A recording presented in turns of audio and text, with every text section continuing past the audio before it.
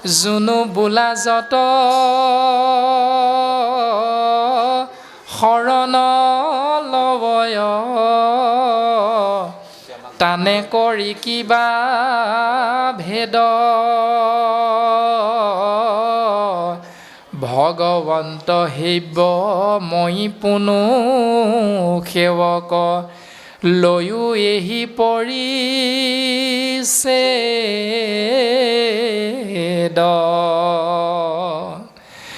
মাতৃৰ গৰ্ভত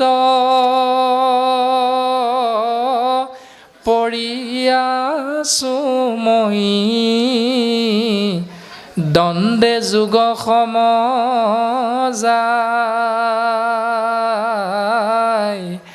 আত থাকন্তেও যাৰ দুখ নাই প্ৰণাম তাহাৰ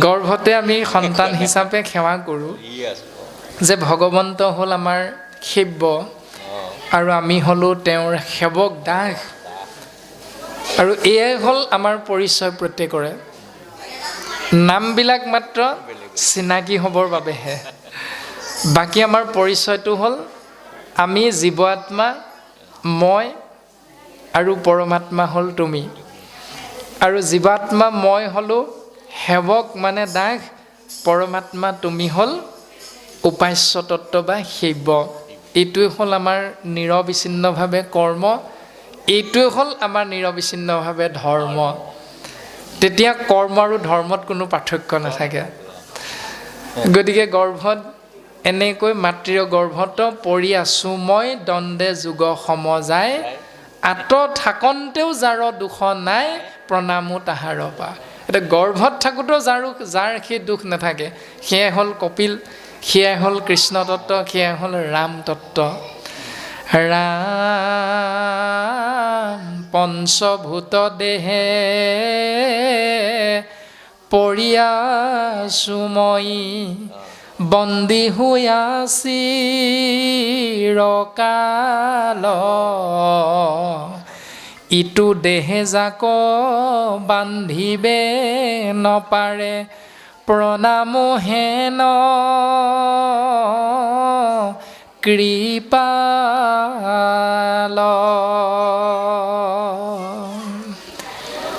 ৰামে যদি বোলাইতো অজ্ঞান বন্ধন জ্ঞানতে খেনি বৰ্তয় ঈশ্বৰ কৃষ্ণক প্ৰণাম কৰিবে ইহাত কিবা লাগয়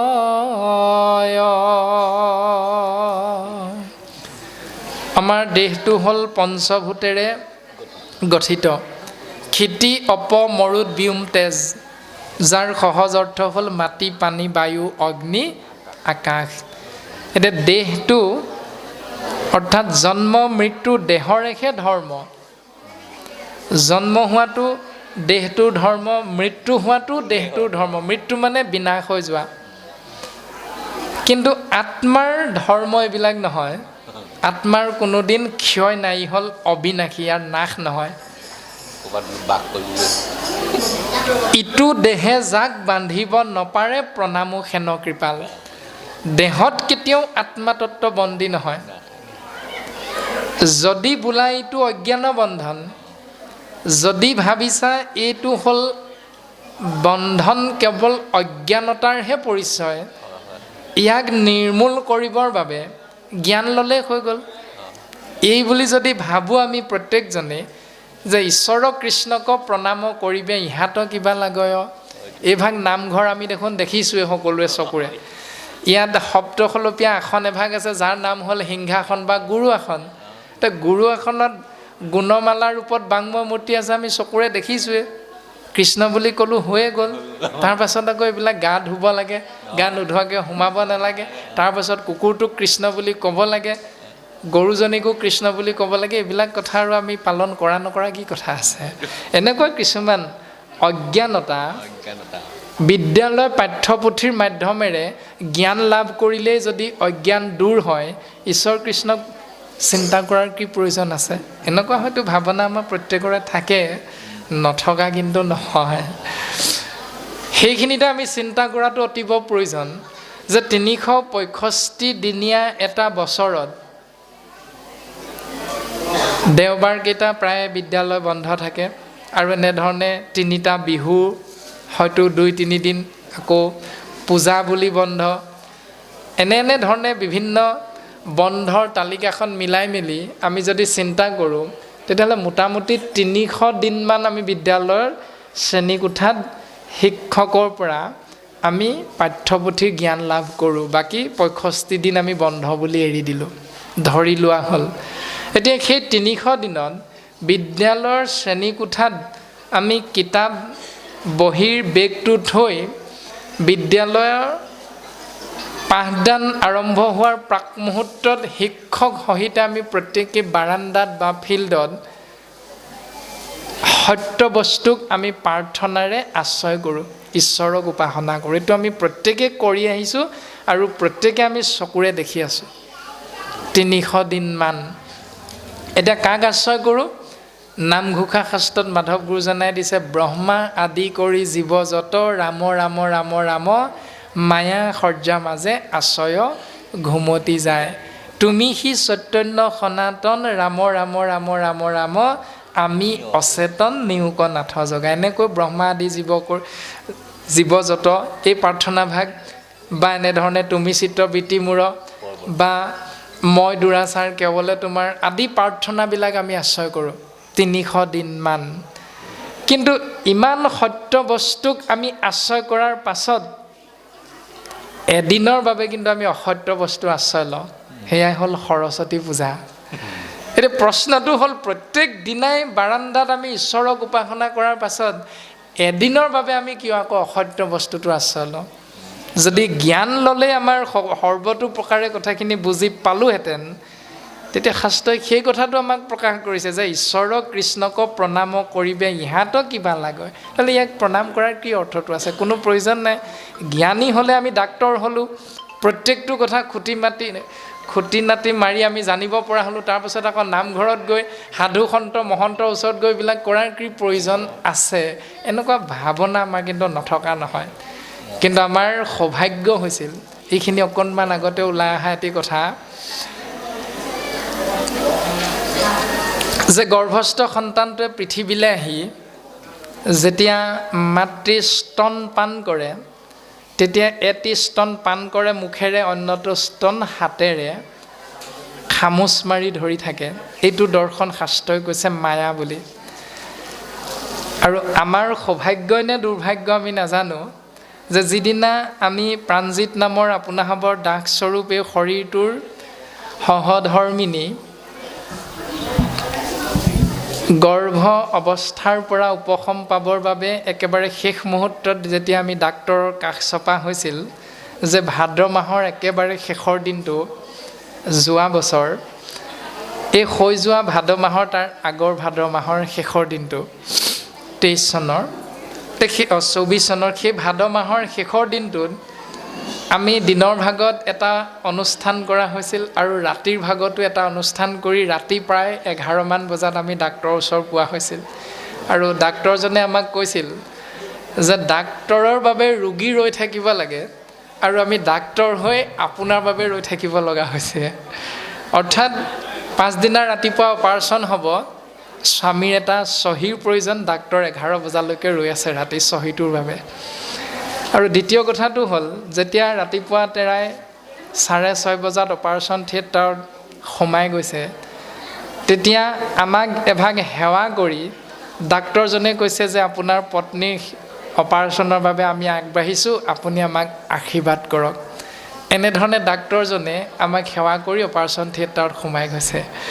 দ্বিতীয় দৰ্শনটো হ'ল, যেতিয়া সন্তানটি মাতৃগৰাকীৰ গৰ্ভত থকাৰ পৰা এই পৃথিৱীত ভূমিষ্ঠ হৈছে, ডাক্তৰে মাতৃৰ হাতত তুলি দিছে, আৰু আমাৰ সেই ধৰ্মপত্নীয়ে যেতিয়া সন্তানক স্তনপান কৰাইছে, তে সন্তানটিয়ে কিন্তু 2খন হাত এনেধৰণে কৃতাঞ্জলি সেৱা কৰি মাতৃৰ স্তনপান কৰি আছে। কথাটো আমাক মাতৃগৰাকীয়ে জনাইছিল। এইখিনি হয়তো শাস্ত্ৰৰ লগত অকণমান আচহুৱা যেন অনুভৱ হয়, কিন্তু বাস্তৱসন্মত সত্য আৰু সঁচা এখন ছবি আমি আপোনাসৱৰ আগত বৰ্তমান প্ৰকাশ কৰি থকা হৈছে। আৰু শাস্ত্ৰই আমাক এইখিনি কথা, ই পুনু কুৎসিত আশংকাৰ শুনা উত্তৰ কহোঁ বুজায়, এইখিনি হয়তো কাৰোবাৰ বাবে অবাস্তৱ যেন লাগিব পাৰে, কাৰোবাৰ বাবে আচৰিত যেন লাগিব পাৰে, কিন্তু এইটো কোনো আচৰিত হ'ব লগা কথাও নহয়, অবাস্তৱ নহয়, এইটো বাস্তৱ শাস্ত্ৰসন্মত সঁচা কথা। সেই মা তুমি শুনা, ৰাম ৰাম ই পুনু কুচিত আশংকাৰ শুনা উত্তৰ কহোঁ বুজাই, যাহাৰ মায়াত জ্ঞান নষ্ট হুয়া জীৱে মহাক্লেশ পাই, হেন ঈশ্বৰৰ অনুগ্ৰহ বিনে কমন শক্তি আমাৰ, ইটো জীৱগণে নিজ স্বৰূপক লভিবে আপোনাৰ।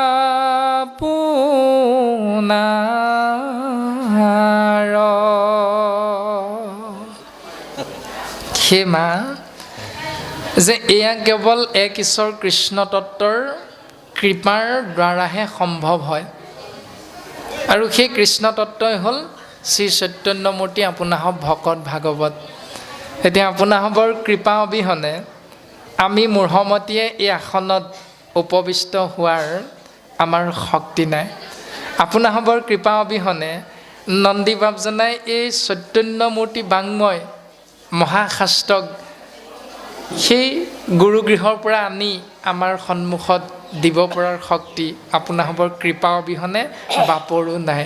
গতিকে আমি সমস্তজনাই কেৱল ঈশ্বৰৰূপী শ্ৰী চৈতন্যমূৰ্তি ভকত ভগৱন্তৰ আজ্ঞাবাহী একোজন ভৃত্য মাথোন। গতিকে আমি ভৃত্য হিচাপে ঈশ্বৰৰ উপাসনা কৰাই আমাৰ একমাত্ৰ কৰ্ম, একমাত্ৰ ধৰ্ম। আৰু যদি ঈশ্বৰৰ কৃপা হয় তেতিয়াহ'লে নিশ্চিত ৰূপত সমস্তখিনি জ্ঞান উপলব্ধ হয়। আৰু সেইকাৰণে মাধৱ গুৰুজনে নামঘোষা শাস্ত্ৰত খুব সুন্দৰভাৱে শেষৰ ফালে উল্লেখ কৰিছে যে কৰোণাময় ৰাম কৰোণাময় কৰিও কৃপা যেন উচ্চিত হয়। হে প্ৰভু, তুমি কৰোণাময়, তুমি কৃপাৰ সাগৰ, তুমি এনেকুৱা কৃপা আমাক কৰা যে যিটো কৃপাৰ যোগ্য আমি হওঁ।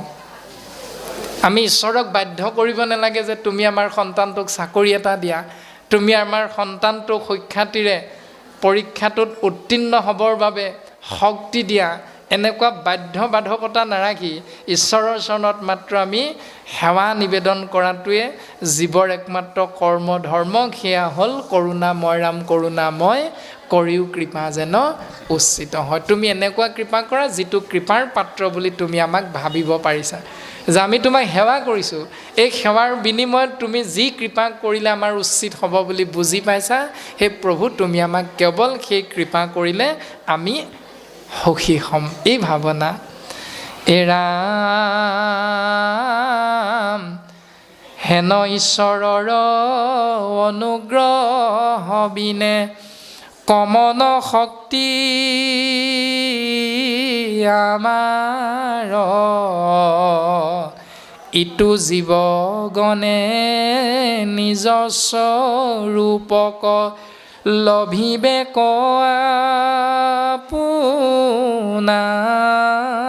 আপোনাৰ। এতিয়া জীৱতত্বৰ স্বৰূপ হ'ল পৰমাত্মা পৰম ব্ৰহ্ম। জীৱ আত্মা স্বৰূপটো হ'ল পৰমাত্মা। আৰু সেই পৰমাত্মাৰ ৰূপটো লাভ কৰিবৰ বাবে আমি কেৱল আত্মাই তেওঁৰ চৰণ, তেওঁৰ গুঞ্জক আশ্ৰয় কৰিব লাগে। আৰু সেই গুঞ্জক আশ্ৰয় কৰিলে জীৱতত্ত্বই 5 প্ৰকাৰ সিদ্ধি লাভ কৰিব পাৰে। সাৰূপ্য, সালৈক্য, সাযুজ্য, সামীপ্য আৰু নিৰ্বাণ বা মোক্ষ। এতিয়া সালৈক্য, সাযুজ্য, সাৰূপ্য, সামীপ্য এই চাৰিও প্ৰকাৰ সিদ্ধি শ্ৰেষ্ঠতম দৰ্শনটো হ'ল নিৰ্বাণ বা মোক্ষ, যিটোত জীৱ আত্মাই স্বৰূপ পৰমাত্মাত বিলীন হৈ একাত্ম হ'ব পাৰে, অৰ্থাৎ দুইৰ পৰা এক হৈ যাব পাৰে। এই দৰ্শনটো প্ৰকাশিত হৈছে।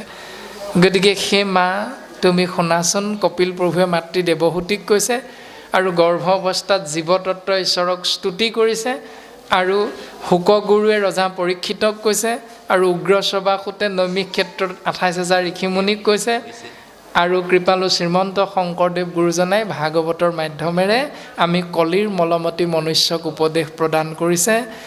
ৰাম ৰাম ইয়াতে হে কৃষ্ণক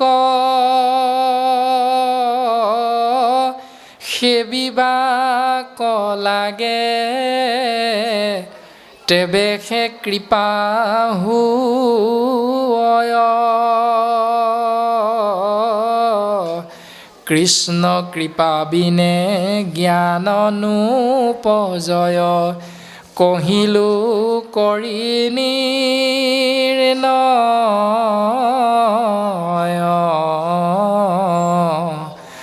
হৰি ৰাম ৰাম ৰাম। কৃষ্ণ যে সৰ্বশক্তিমান ঈশতত্বৰ কৃপা অবিহনে গছৰ এখিলা শুকান পাতো পৃথিৱীত সৰি নপৰে, মাটিত সৰি নপৰে, আৰু সেইজন পৰম পুৰুষ প্ৰভু ভগৱন্তৰ চৰণ কমল সদা সৰ্বদা গুণ যগ আশ্ৰয় কৰাটোৱে হ'ল আমি মানুহৰূপী জীৱতত্বৰ একমাত্ৰ কৰ্ম আৰু ধৰ্ম। এনেধৰণে ভাগৱতে আমাক সিদ্ধান্ত প্ৰদান কৰিছে।